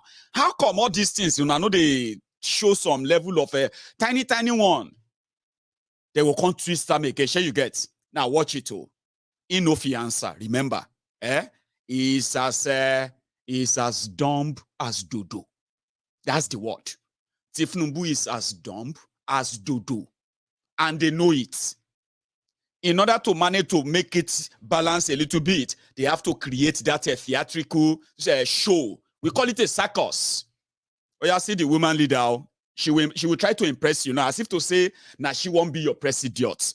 Oh, yeah, and you can tell, everything they are saying, they are not saying them from their manifesto because you know they dare. Are you listening? Everything they are saying, based on the question people are asking them, they are not in their manifesto. They are just like when you go to school debates and you have to just remember every good thing you've been thinking and just start downloading. And everybody like, hey, Lamba all through. But me, maybe not only me, and I'm sure it's not just me. Pay attention. You will know that everything they are saying, they are trying to make them up. Because Kolu, law. Watch you. Oh yeah, Alaja, woman leader man. Oh yeah, I'll answer a question here. President, woman leader. Thank you very much for this opportunity. I want to very clearly state that the Asiwaju Bola Ahmed Tinubu's administration, when voted into power, is really very specific on achieving universal health coverage through certain indices, which we will be working at as a government. His Excellency has clearly stated that first, we need to fix the health system of Nigeria and improve on what is there already, providing the right environment in terms of the pay, in terms of the engagement, in terms of training of health workers, improving of the facilities, that's the infrastructure that we need to give Nigeria quality healthcare services. More importantly is the fact that we want to move into a system where we can make our primary healthcare more functional. Asiwaju Bola Ahmed Tinubu is also concerned in providing access for healthcare to everyone. He's going to do this by ensuring that he provides free healthcare for pregnant women and children under 5, and ensure that everyone has a mandatory contribution to our health insurance scheme. Beyond this, Nigeria has been more dependent on importing drugs from outside the country, vaccines from outside the country. He is going to also go into health manufacturing, where we'll produce the essential medicines that Nigerians can consume. But What is most health importantly manufacturing? is the fact that he would look into the issue of brain drain and turn it around to become brain gain for Nigeria. All of us seated here, we have many doctors, many call it, experts playing outside with words. Nigeria, and that You get, they call it playing with words, okay? So, now lamba ni. I may just come here now and say, you know, with all the shakara, you say, hey, who be this one? They say, now Maiyegun general, and I say, hi, ladies and gentlemen. Say hi, hello, hello. I am here to motivate you, to let you know that no matter what comes your way, just make sure that in every capacity, any position you find yourself, dream to aspire, to acquire, inquire, admire, then expire, retire until you expire or something like that. They say, hey, I was see grammar. This guy good oh, this guy good oh. Now the thing where the girl they top with that. They call it playing with words, okay? Oh yeah, listen oh. Alaja Lamba. Oh yeah, continue. That's why he's here today in the diaspora, to interact with you. He will attract all of this brain down into specialist hospitals that will be built across the geopolitical zones in Nigeria. That's way we can give quality healthcare to Nigerians and equally prepare for the next pandemic if it ever happens. Thank you very much.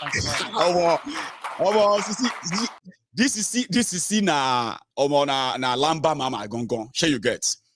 This is done this she's saying that even when another pandemic happen, Tinubu don't they plan, don't they dream about another pandemic. All of you go don't get that insurance in Nigeria.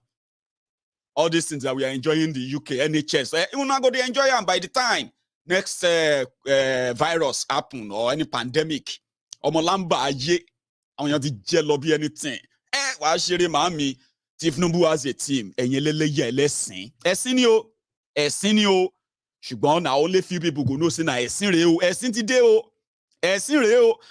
Surely all of you laughing at Boko Haram. Ha! You were laughing at Boko Haram for the past 7 years. I swear, you go there and you are Yoruba, abi. You better start learning how to cry. Whether you support Kolu or you're not supporting Kolu, you better go and learn how to cry and just cry on your own. If Kolu become the oppressed idiot, Ogungbo. You go there wear hand glove, like say you won't fight on the road because you go there, you won't be able to explain and say, I don't know this man. Oh, I say, what do you mean you don't know him? Now, so all of you are Yoruba be. That man will be saying a madman. You don't say this man a madman. Dementia, this man will be dementia. Tinubu don't mad. See, you hear this, you hear that. Prepare, brace yourself. So that's what I will say. Oh, yeah, to the next person who is going to lie to you on behalf of Kolu. And then we had the speaker. Where is he? There he is. In order to pronounce your name right. He will talk, yeah. He's not alive. Now, listen to Baja. Just call me Baja. Listen to this guy.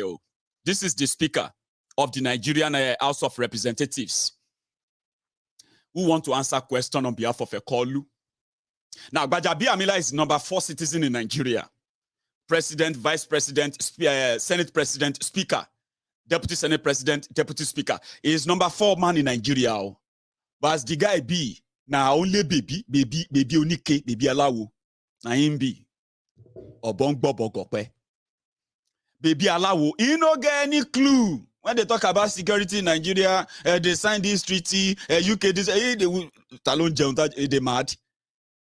Even Pastor Ruga, which is supposed to be the number 2 man in Nigeria. Pastor Ruga, Ikene Shatabandu, Agbowoni Baba Oja. I'm talking about Oshibajo, your own Pastor Ruga. Whenever they are doing security meeting or talking about security, they will tell him to go and stay at that door. Go to that door. If anybody is trying to come to tell them that we are busy inside here. a common house boy, professor of law, who turned to the special advisor to Bokwari on burial arrangements, condolences visits, and then trader money. So Pastor Ruga no day, waiting Gbajabia Mole won't know. Now watch him, is going to begin to form. You go know say, he just they make things up in his head, who doesn't make any sense. None of them make sense, right? Or is a typical APC, and a typical Yoruba man.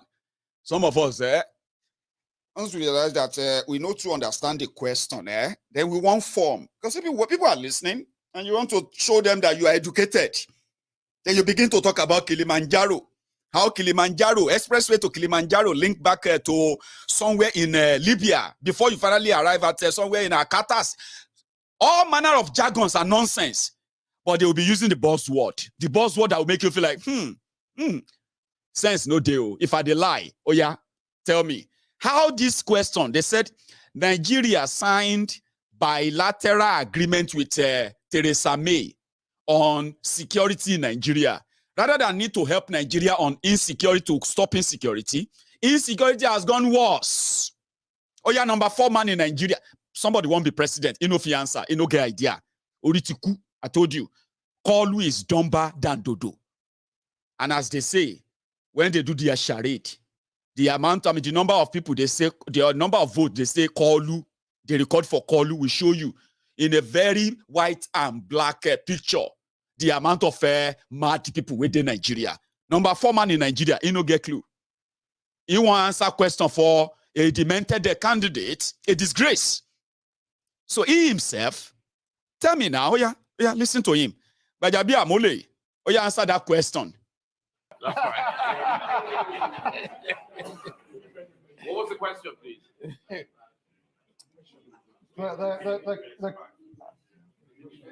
The defense pact.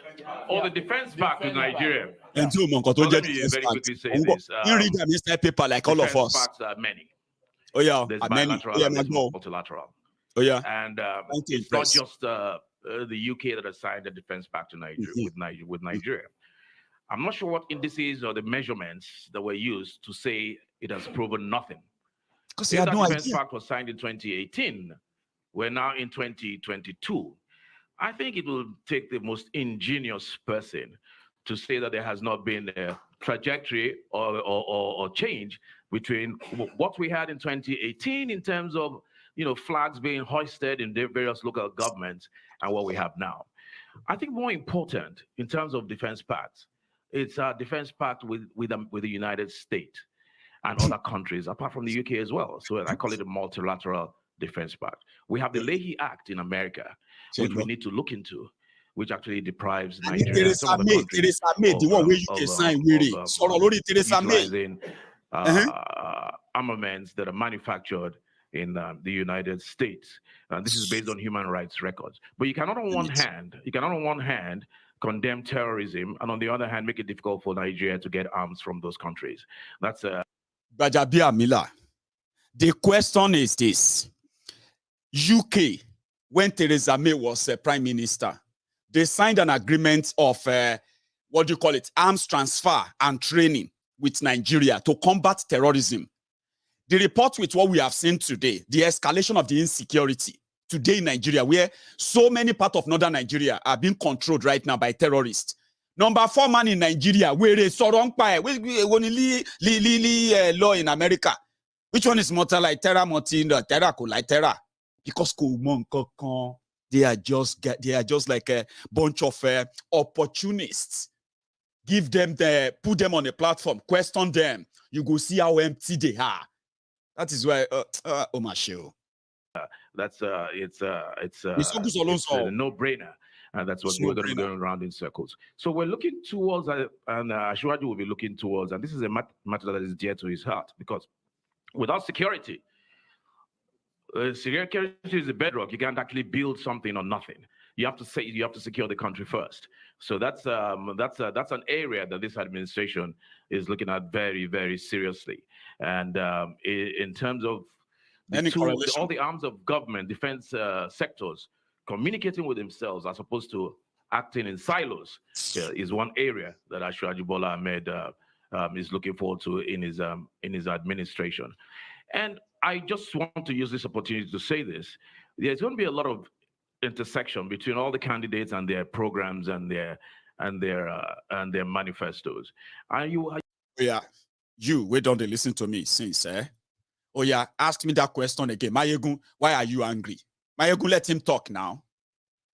Is this not like somebody who is just trying to like play around, get you lost, and then all of that? At the end of the day, you will not be able to say this was his answer to that question. It's deliberate. You haven't seen anything. Listen again. It's so annoying. And in Nigeria, they are holding this guy. So like say, do you know who you are talking to? You are talking to I say, Olori Ibu want it yesterday. Here you get. Want if it tomorrow yawo, want if it today yawo. Tomorrow gone, want if it gamble. You don't get anything left. The criminals who did that to you are the ones you are believing that now only Nigeria, these guys feel become anything. And guess what? They are in their millions too. There are people like them. Oh yeah, number 4 man in Nigeria, talking about security and not only one thing. When everybody's addressing the same thing and more or less saying the same thing, obviously following the lead of Ashwaju, you're left with one thing. And that's what happens all over the world. See? A candidate runs on his record. So we are left with a track record of all the candidates that are running. And somebody's track record is there for all to see. It's there. Some people may not want to hear about Lagos, but it is what it is. He's done it for 8 years. He continues to do it in Lagos and everywhere else that he touches. So that is all we can depend on. Not speculation. I will do. Number 4 man in Nigeria. You have before you a thinker and a doer. You have his records before you. Unless, of course, a candidate does not have a record to run on, or his record is not good, then you begin to character assassinate, begin to speak to personalities that are neither here nor there and obviously not true. I hope you haven't forgotten that the question was about the transfer of arms and then training and all of that to help Nigeria fight insecurity. That was the question, But did you see where he's going now? He never finished. Listen again. And you avoid and run away from the issues. Let's make it about the issues. Thank you. And finally, you do have the question from Priscilla at the back there. Priscilla, thank you very much for the question. Want to answer the question about his identity now. It's inquisitive. His education. But at the time of birth, I was dated March 29, 1952. That is the paper that was passed to him when that question was asked. Someone quickly wrote it in paper and said, just say when you were born, your parent told you were born in 1952. Even though just a few weeks back, he submitted the document to the INEC in Nigeria, and the document says he was born in 1954. Now listen to his answer. Distraction and the detour. Like all his ragtag circus show members, okay? Listen. And the family record. Family record. I didn't think then, that day, I've determined to be or decided to be a president of the Federal Republic of Nigeria. Not even that I will go to politics. I have a very good exposure in life. My record is consistent. No, it's not. And the school. No. And the university, they question. They now convinced that they wasted their money and their time. The record is there. The transcript is there. So in March 1952. Who are your primary school mates? I'm not claiming another father. I am Tinubu and Tinubu proper. Who are your brothers and family members of Tinubu as well? DNA, they could as well. Okay, DNA. Require for one. one of them has been even accused of not being a Nigerian citizen. I didn't touch that area. He's talking about Atifku. Equally, it remains the same. Deloitte, Chicago State University, where I graduated, has attested to that. Now I can announce that I've received my original replacement degree certificate from them. Hey. The Deloitte trained me as an accounting firm. Mobile. For those who are wondering, okay, this man on your screen is a Nigerian presidential candidate. He's a special person. He is the only person, at least on record, in the recent time, who didn't go to primary school. He didn't go to secondary school. By chance, because he was a genius, he got admitted into a college in America and university, to a university in America where he had his first degree. So in case if you are wondering, and that is why he has no primary school mates, he has no childhood friends that they grew up together, he has no family member from the same parents where they bear the same Tinubu who are like come out to say, this is our childhood picture when he was our brother, when this one is on my own naming ceremony. He is my senior brother because none. He is a genius. In case if you are wondering, he homeschooled. There's somebody called Festus Otobokeyamo. Festus Otobokeyamo is the spokesperson for this man, and Festus already cleared that part. He said Tinubu was trained at home, primary school, secondary school, until university time when he appeared in America. So this is him now trying to let you know that, listen, if I have to tell you the story of my life, it all started when I suddenly appeared in Chicago in 1970, what? It no matter. Tinubu, tell us the story. As I attested to my record, a standing record, I got to the pinnacle of my career. In the private sector. Who among them can brag about that? Tinubu carry me, they go. 70 years old man.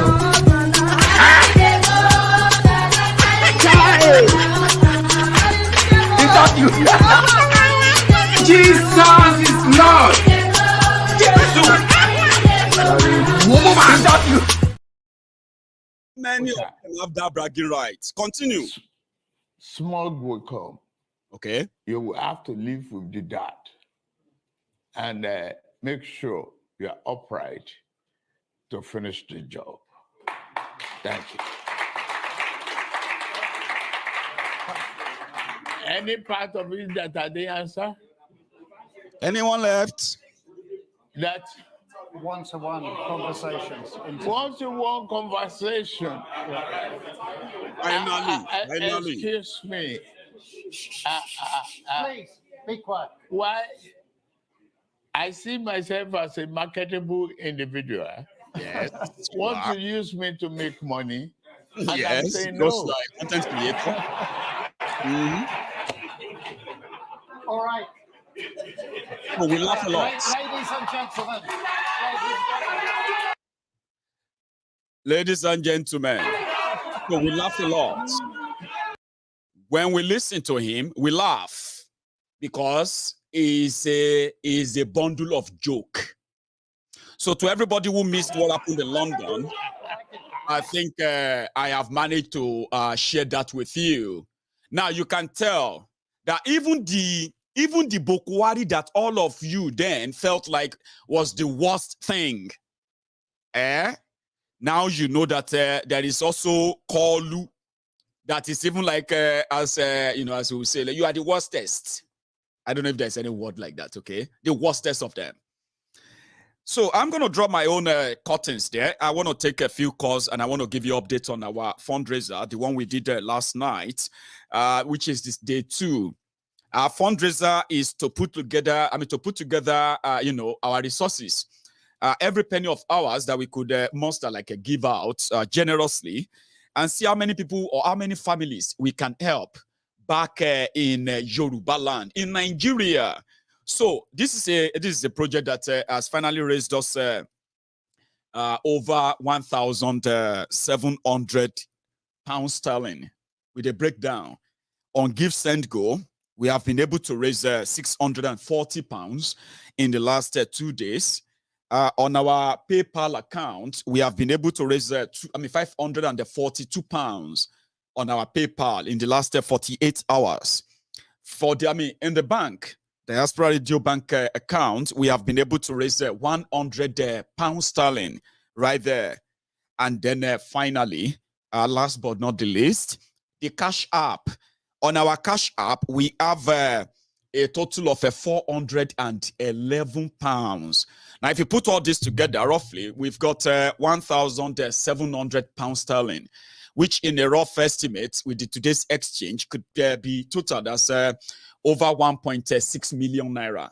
Initially, we put down 1 million naira as the first contribution from this platform. So we put down 1 million naira and people have responded afterward. They have raised 1.6 million naira. Tonight, we are going to continue on that. No matter what it is, every penny counts until the 14th or 15th of December, when we can then use all we have and decide how much and how many families can we really help or reach out to. That's one thing that MaiyegunsDiary, Politico, and the people of the Temple of Truth are known for. When we want to reach out, we reach out so good. And we do them not because we want anybody to probably give us a medal for it or praise us or say thank you. No, not really. We do them because as part of us here, we don't just talk about the problems. We also do our best to see how can we, by any means, right, help those who are the victims of a system that is hell-bent on keeping all of us perpetually poor. Now, donation and contribution have always been voluntary. No compulsion, nobody is forced. But whatever you do, you can easily see that, on the screen as well. I'm going to go make myself another cup of tea. When I come back, and if you still want to call in tonight to ask questions or even, contribute to this conversation, the line or the number is right there on the screen. WhatsApp call only. Remember that. And then when I get back, I'll take 1 or 2 calls and then we can call it tonight. Don't go anywhere.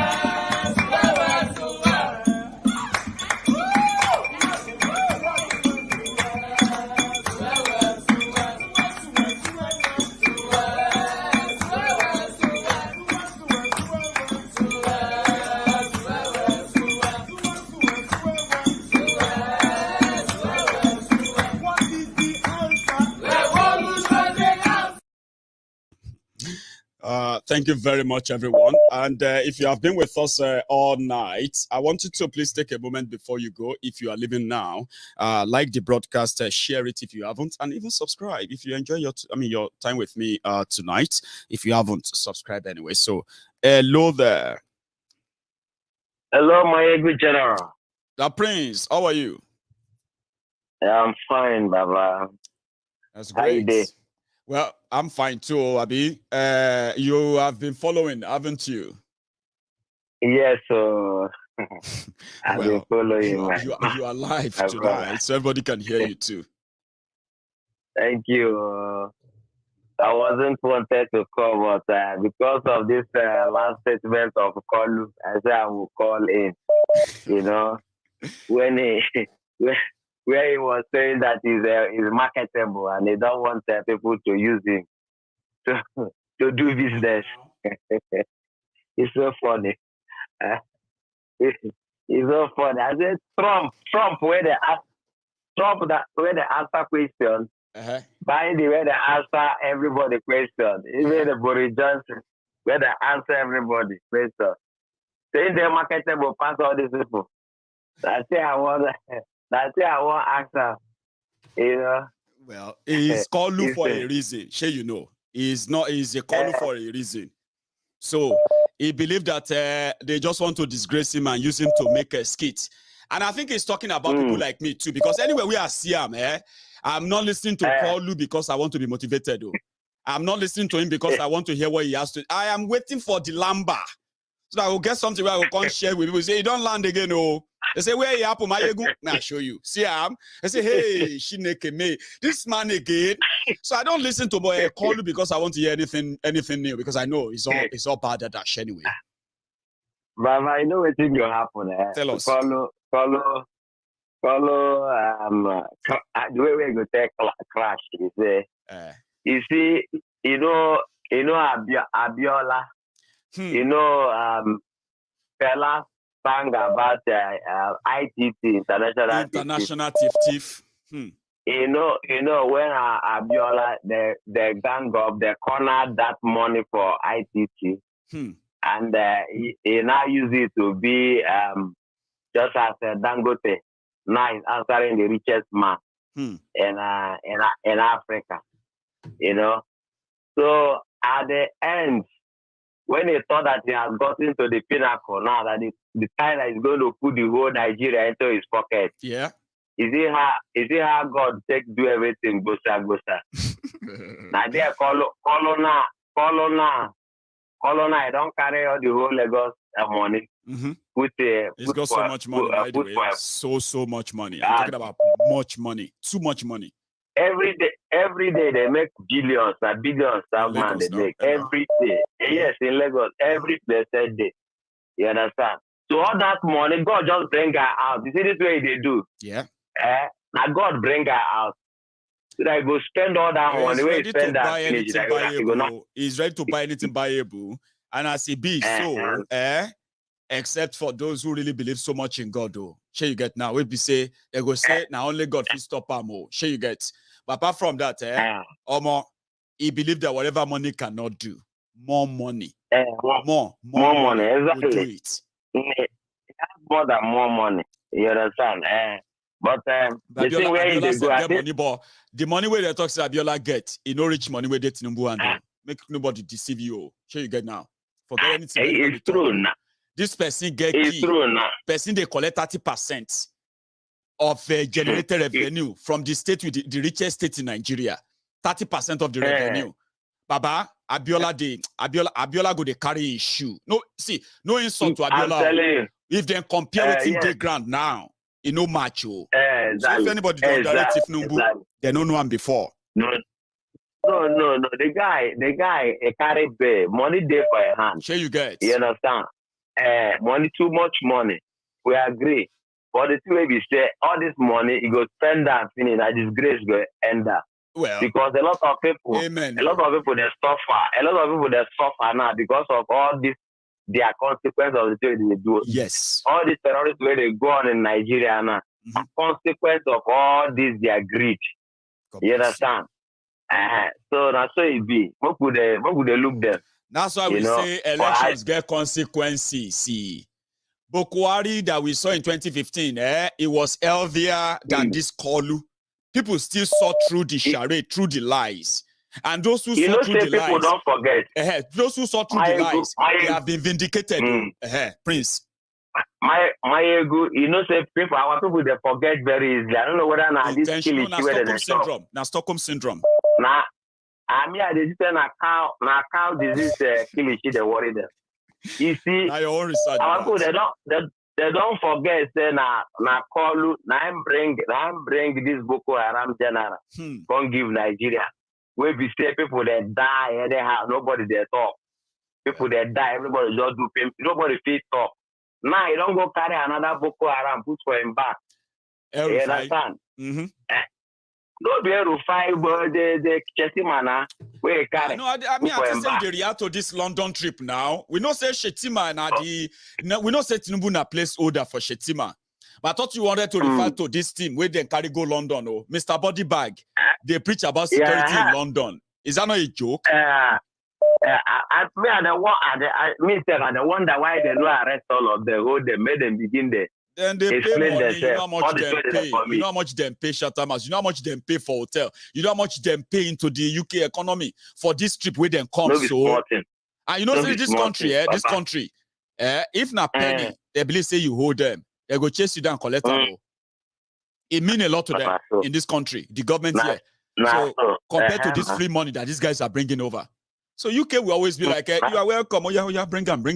Now the mumus who want to be impressed because of what these guys are doing here. Now them should call themselves, should blame themselves for listening to these people. I would never find myself in that situation.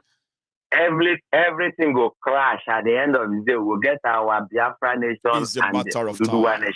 God bless now you. They go crash. Well done, Baba. Carry on, Jare. Thank you very much, the Prince. Make us go take another call. I've got another call on the line. And thank you very much, my people. We don't react already to today's, fundraiser on the side.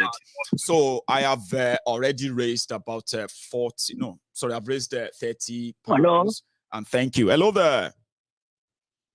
Hello, yeah, Maiyegun General. Yes, sir. This is my first time of calling your program. You're always making my day. I'm always being awake to listen to your program. You know, my brother, I cry. Nnamdi Kanu used to say that I cry for black people. Black people is nothing to write about. I understand. How can you look at somebody, as you said, take a 30% of the richest state in Africa? Let me say in Nigeria, Lagos. Then you stole all the wealth in Lagos State.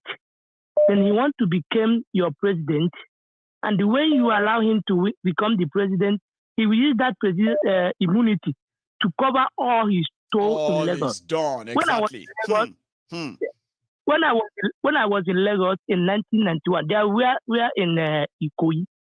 They call Paloma Shopping Complex. That Paloma Shopping Complex belongs to Lagos State government. But today, the complex belongs to Tinubu. And sometimes I can say I blame the Lagosians who allow somebody to come and store their wealth. And my brother, what makes me cry is those people that the wretched one in Nigeria still stand up to support this man and defend him. And defend tomorrow you will call me in abroad to send you money, but you are there to change your country. Somebody who tell you say he want to fight for hospital, but every 3 months he go to UK for medical checkup, for medical treatment, and you believe that person. And nobody and all these idiots that standing there in UK with him, no one can ask him, Baba, you want to about the health medical care. So why are you always coming to UK? And all this while you build Lagos. That no hospital in Lagos can be able to build Lagos. Every smart thing they say I build Lagos. Any smart thing I build Lagos. You know build hospital. That's the thing that makes me. I know the time I go secondary school. I enter secondary school. I finished my secondary school, my primary school, 1994. I entered secondary school. I go government school in Imo State. I'm from Imo State. Right. And no private school to compare my school during my time. No school. No private school can stand my government school. Now, me, I went to public school myself, and today I can say, well, I don't know if there was anybody who went to private school that's going to tell me to shut up when I'm speaking or talking today. So I'm with you. My brother, this so-called Badamia, all these people claim to be intellectual. To be honest with you, with the way they put Nigeria, none of them can stand me in a debate. They can't. You know, now people know they listen to them. Travel, if you pay attention and listen to them, they go realize, say, these guys are so empty. Go on. I live in Istanbul. That's where I resident. So I asked one of we entered train station. I asked one of my friends a question. I said, if I want to become a Turkey president, what am I going to use for campaign? Because for me, to compare Nigeria, everything had been done here in Turkey. Yes. You understand? So what am I going to use to campaign for the citizens to vote me again? Because everything has been compared every year. Tinubu opened, I listened to one of his interviews. He opened his mouth talking about 24 hours electricity after what they do to us in 2015. My brother, if I can have access to these people, I will use myself to do a sacrifice. I kill all of them, to be honest. Wow. They have put us in a mess that we cannot be proud of black race again. The wickedness is nothing to write about. The wickedness is getting worse. I don't know. I don't know. It's not going to stop. It's not going to end until you end the system that is producing them. We go get there. I mean, let me be honest. The only way to stop this mess is let everybody, even Nigeria can split with the 10 countries. It's better. Manage what you have and develop. Yes. Then I can be able to vote my village man. My brother can be commissioner of police in my area. Yes. If he mess up, we can hold him responsible. You can hold him responsible and say, he don't go have anywhere to run to now. Because if he won't run, if they run to another country be that now, he must not come back be that. Yeah. So better person go replace him.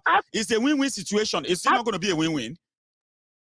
How can you bring somebody from Sokoto to be a commissioner of police in Ogun State? I don't know how he's going to operate. How is he going to operate? God bless you. Now Nigeria be that. He can operate because when his brother kill somebody in Ogun State, he will say, our brother is in charge. The case is closed. And that's what has been happening. Why you see all this. That's why you see all this Fulani messing everybody up.